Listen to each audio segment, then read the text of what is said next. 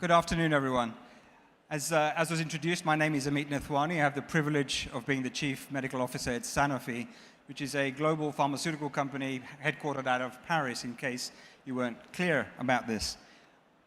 For the next 20 minutes, myself and Rachel are going to talk a bit about the transformation that we see in health today.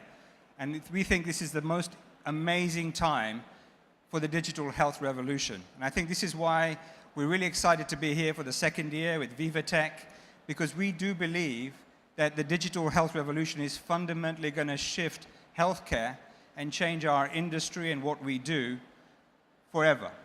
And I hope that for the next 20 minutes we'll have a little interactive dialogue just to paint what we believe is going to be the future over the next 15 years. And then we'd like to engage from you, because we're here really to hear your views and get your challenges on where we see the future being. So I'll hand over to Rachel to introduce herself, and then we'll start the dialogue. Good afternoon, everyone. As Ameet mentioned, my name is Rachel Shaw. I lead digital business development at Sanofi. What does that mean? It means that I and my team have the privilege of identifying and evaluating companies that we think are really interesting to partner with in order to help us achieve our digital priorities.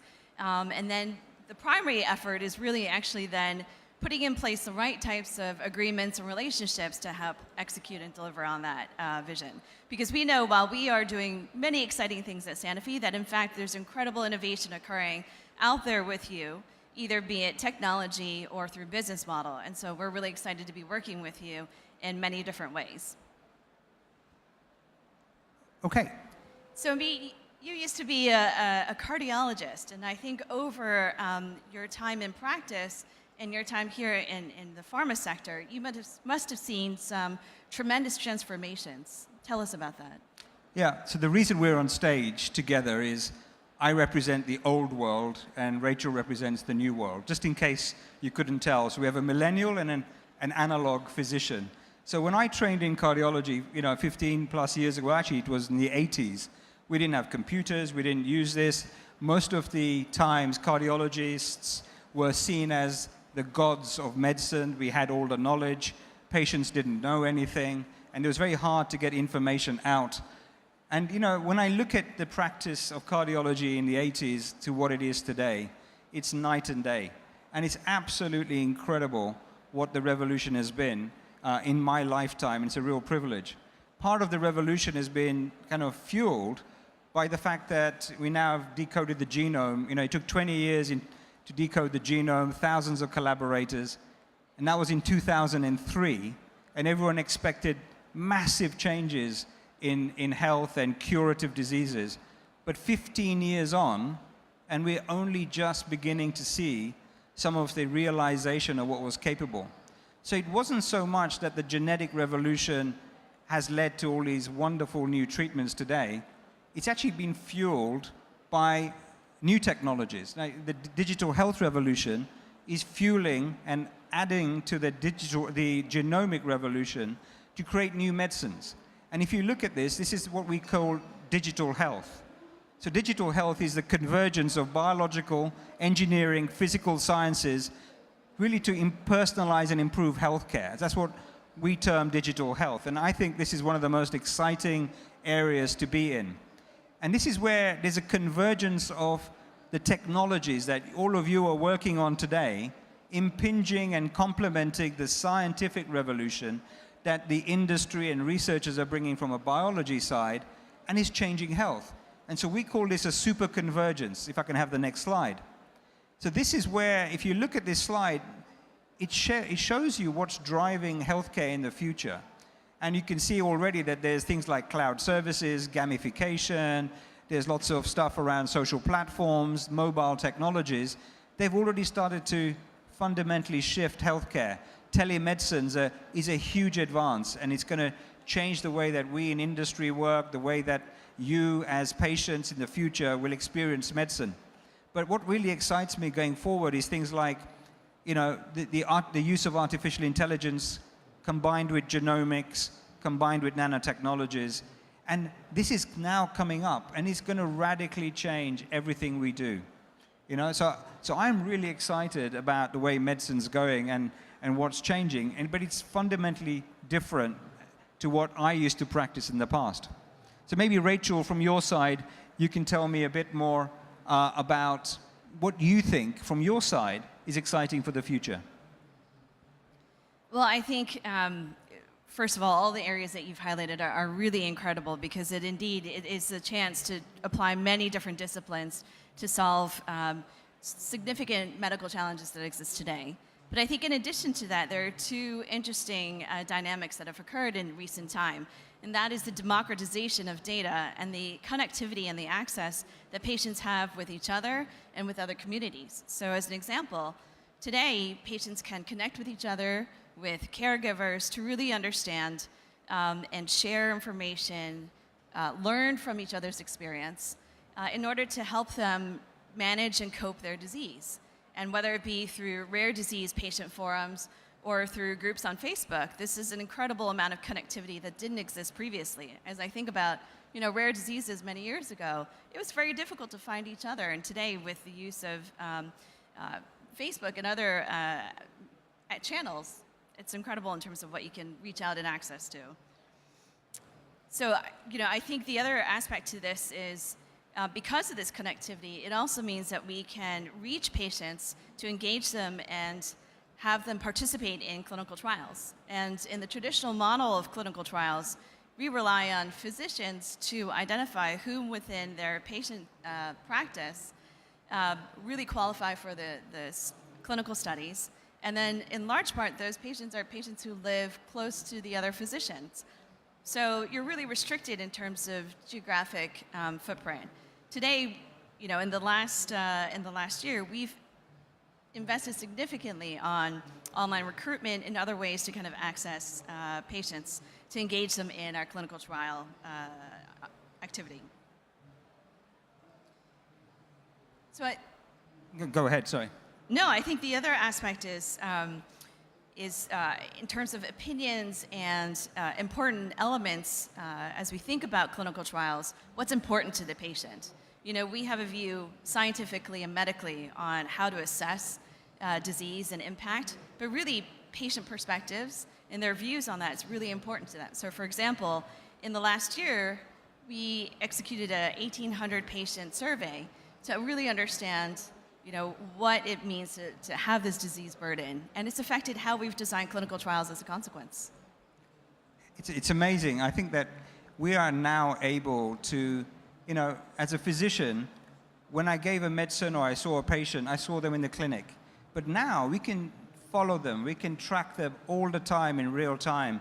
And I think the examples that Rachel gave about being able to actually do trials at home with patients, follow them wearing wearables, engage with them remotely, discover what new insights we have on their disease that we never could have imagined, is really blowing out all of the field of medicine completely, and actually changing the way we understand diseases. And I think this is where our industry is very focused on biology and science. That's what we're good at. We develop drugs, we do research.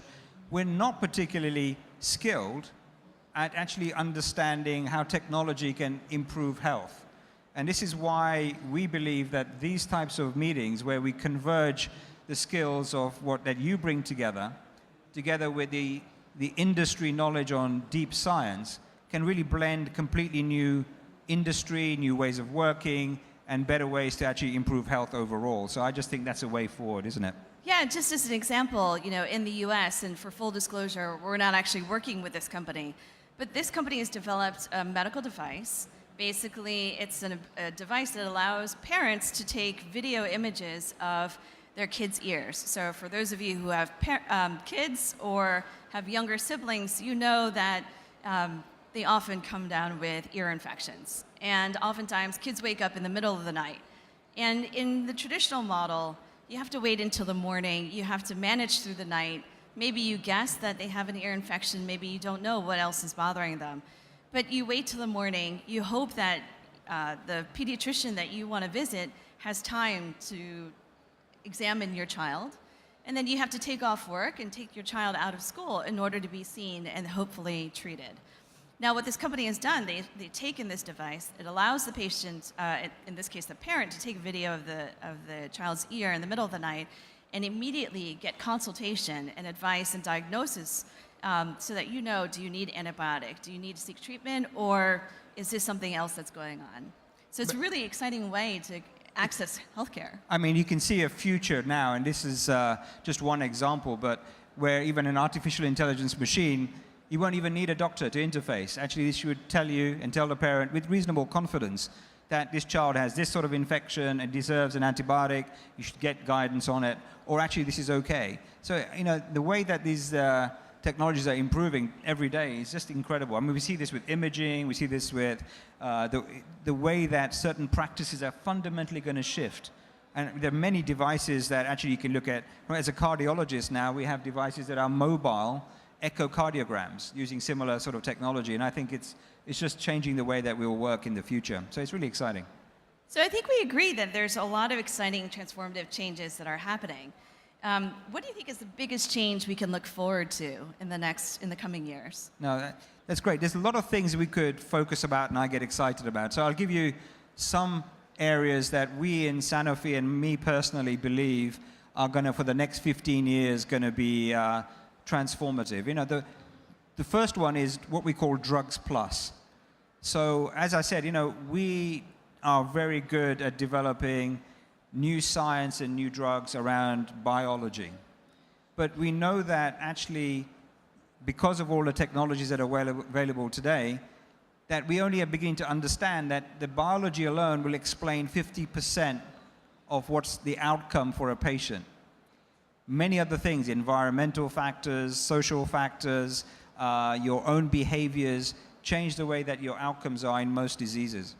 And that's becoming increasingly characterized by big data analytic approaches. So what's a drugs plus solution? Drugs plus is where a non-pharmacological approach, when combined with a drug, improves outcomes.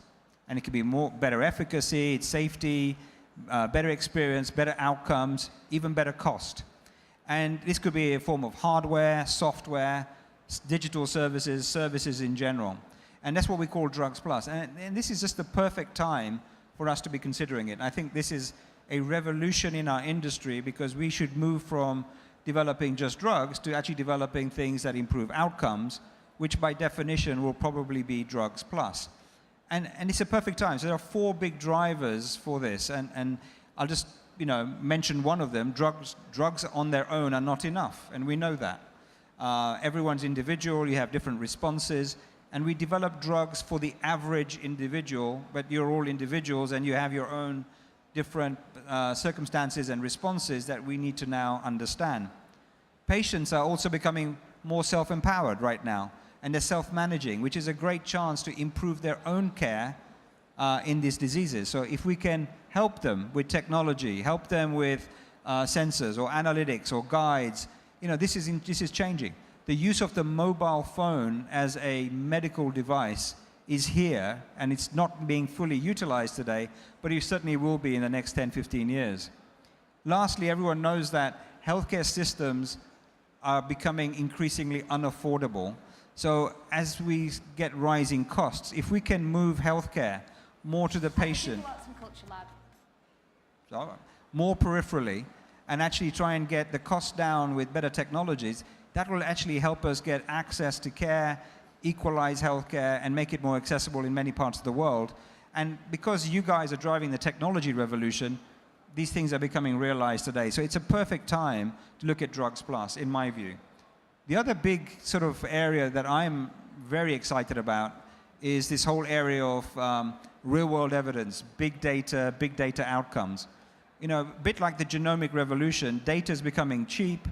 We're getting masses of it. It's structured, it's unstructured. There are more and more countries developing electronic health records. You've got all wearables. There are more sensors at home. There are more information coming out of biology or the environment. You can mine all this and actually get a much better idea at an individual level of what's going to predict outcomes in the future. So I think the use of real-world evidence to actually shape the way that we look at diseases, measure outcomes, develop drugs, and then monitor this downstream is going to be a fundamental advance. And artificial intelligence will change healthcare forever. And I think we're seeing some of the signs of it already. So those are the two things that really excite me. What excites you? I mean, you have a different perspective to me, so go ahead. No, I mean, just to build on that, I think that's really exciting at a population health level, but at the individual patient level, as you mentioned, it's a chance to have a pocket advisor, right? Someone who actually understands how you're living your life, where you're living, what kind of decisions you're making, even from a behavior standpoint, and combining that with what's going on biologically to advise you at the individual level what you should do, right? And that previously didn't exist. So I think that's incredibly exciting opportunity. I think the other aspect is really something that is very personal to me, right? So from my own personal experience, my parents have managed many different diseases, right? Cancers, arthritic conditions, and many other complicated diseases. And two big challenges I think exist from a patient perspective. One is access to information. What do I do? And the other is the coordination of care. So access to information, I mean, I count myself lucky because I work in life sciences. I have a brother who's a physician. My mom used to work in life sciences. So we have higher than average access to information. And yet it's still difficult for us to know what to do in what circumstance for the diseases that we have to manage. I think the other aspect is we live pretty close to world-class medical institutions, right? So we actually have physical access to high care. And I think the opportunities going forward is that we're going to equalize that access, where no matter where you live, whether you're a child, an elderly, you're frail and you can't actually leave your home, we have the opportunity to treat patients in the comfort of their home at the time at which they need it. And so I think that's really exciting. I think the other opportunity is the front half of that, which is from a participation in drug development, drug discovery, as we mentioned at the very beginning.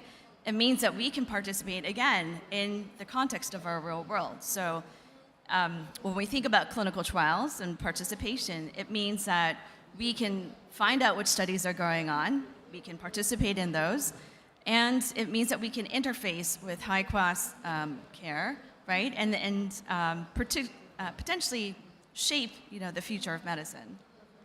So we have actually a challenge that will take place at the Sanofi Tech for Health booth. If you're interested in learning more about opportunities to conduct distributed studies or shaping new ways of conducting clinical trials. So just, we're running out of time. We'd like to take some questions, but just a couple of points. We're here because we really feel that our industry is shifting and we need to immerse ourselves in the digital space to actually create a digital health vision. And part of that is learning from you of what things that you can bring that we've never thought about to do things differently. So that's what really excites us. We're hiring, we're trying to build a whole digital health capability. And this means that we need different skills that you guys can bring to a company like ours. And we'll focus on the science and the biology, and you can help us with many of the other elements that will adjunct going forward.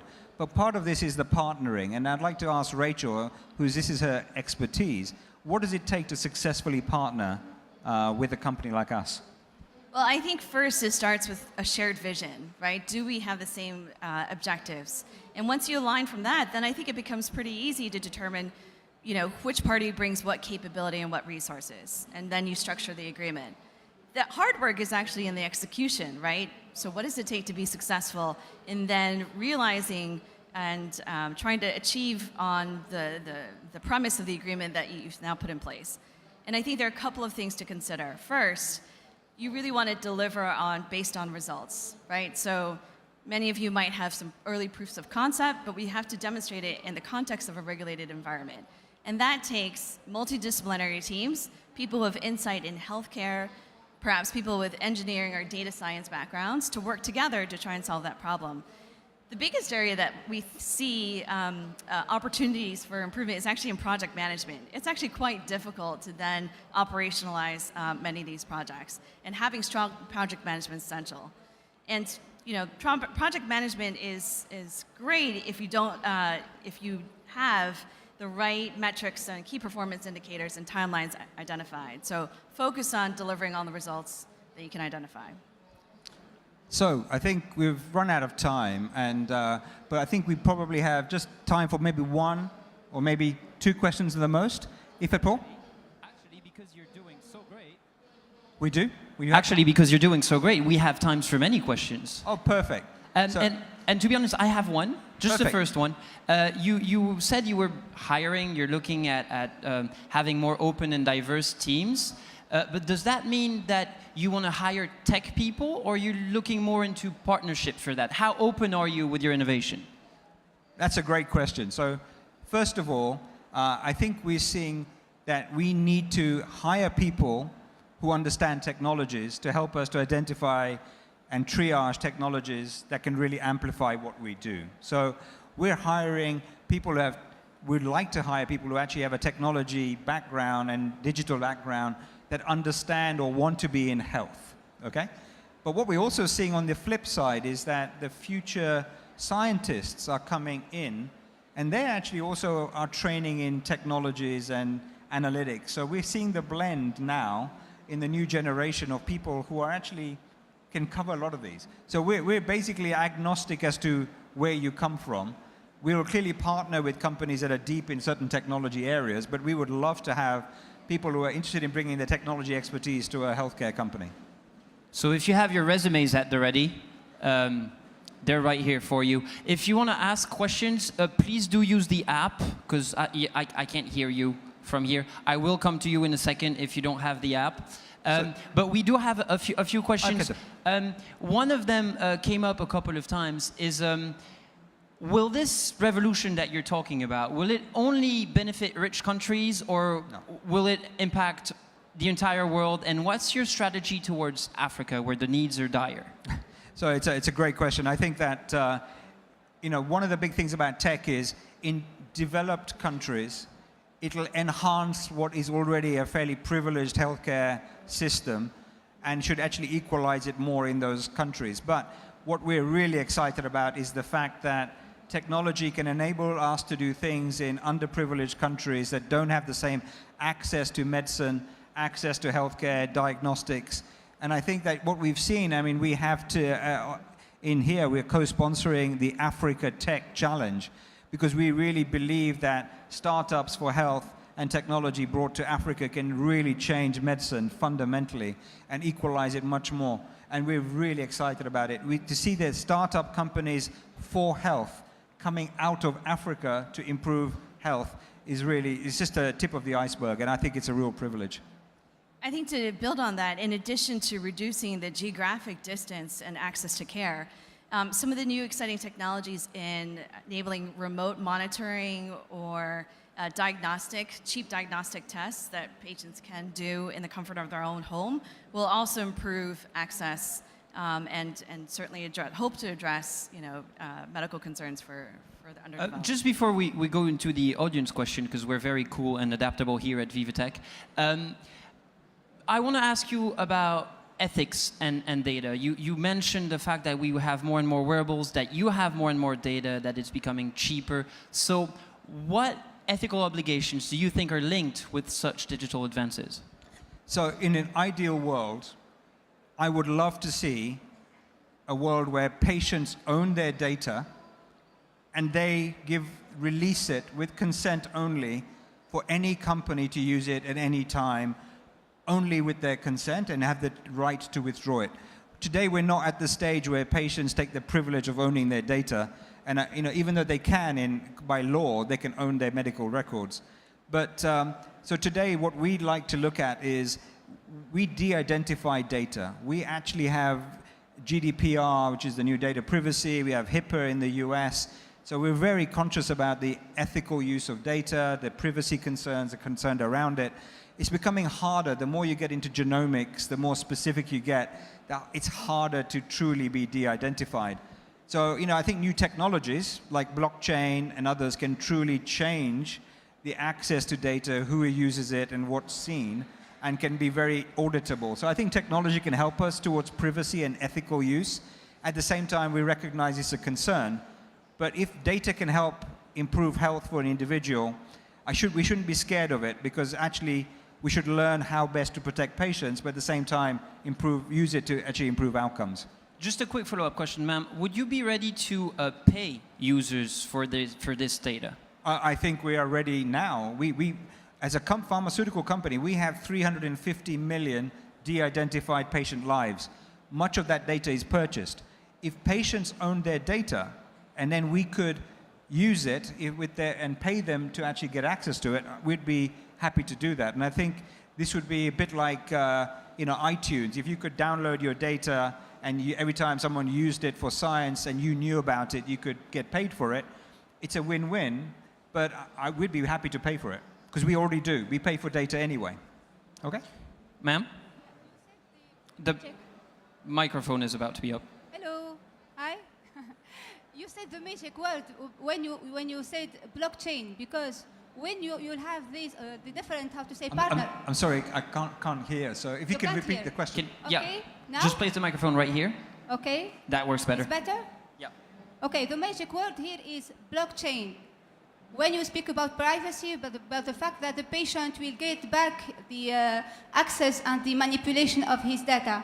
And I wanted to, how to say, in the first place, I thought that you have forgot blockchain when you've spoke about the different technologies, when you've shown the chart, but when you've said it, so it makes sense. So thank you. so blockchain is just one of the tools. There are many others, but we're really excited about the potential for blockchain. So just to be clear, it's not on the slide. There are many things that are not on the slide. So I apologize, it's not comprehensive, but blockchain is clearly one of the major opportunities going forward for health. In fact, we recently invested in a company that is using blockchain to enable outcomes-based contracting called Crisium. So it's certainly one of the technology platforms that we are interested in. Right, now to the kind of the trick question that we'll leave the audience with. Improving health also means less disease, therefore less need for medication. And for Sanofi, are you willing to change your business model? Are you actually looking forward to going bankrupt in a way? If we were, to be honest, if we went bankrupt because there was no more disease, then that would be a win-win. Okay, let's just be admitted. You know, we don't want to be part of a business for which there's no need.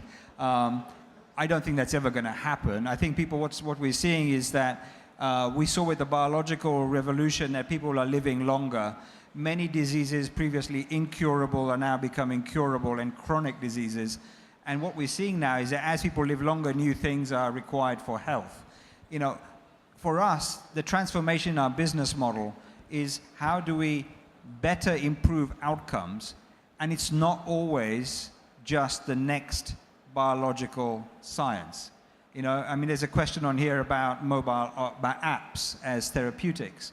And I think we're at we're in an age now where we're seeing digital therapeutics really coming to fore, where people now can prescribe not a drug, but a digiceutical, a digital app as a prescription, and they get reimbursed for that prescription, and it's followed up. And I think we need to look at our industry and say, how do we combine biological knowledge with technology knowledge, with the knowledge of the patient and the outcomes to become much more adept and agile, which will change our model anyway, all right? And it's not just about selling drugs, it's about developing solutions that improve health. Okay? I think we also have concrete examples where we've taken calculated risks, right? So as I look to the joint venture that we have with Verily Life Sciences, we've created a separate JV to specifically innovate not only on technology, but also on the business model. And that's a perfect example where the business model will likely be different because we are not selling drugs. There we are selling outcomes and solutions to help patients with diabetes get to the ideal levels, ideal management of their diabetes. So I think we're interested in this. Obviously, it's early days in terms of what the business model will look like. All right, thank you both very much for a very insightful conversation. Thank you. Thank you.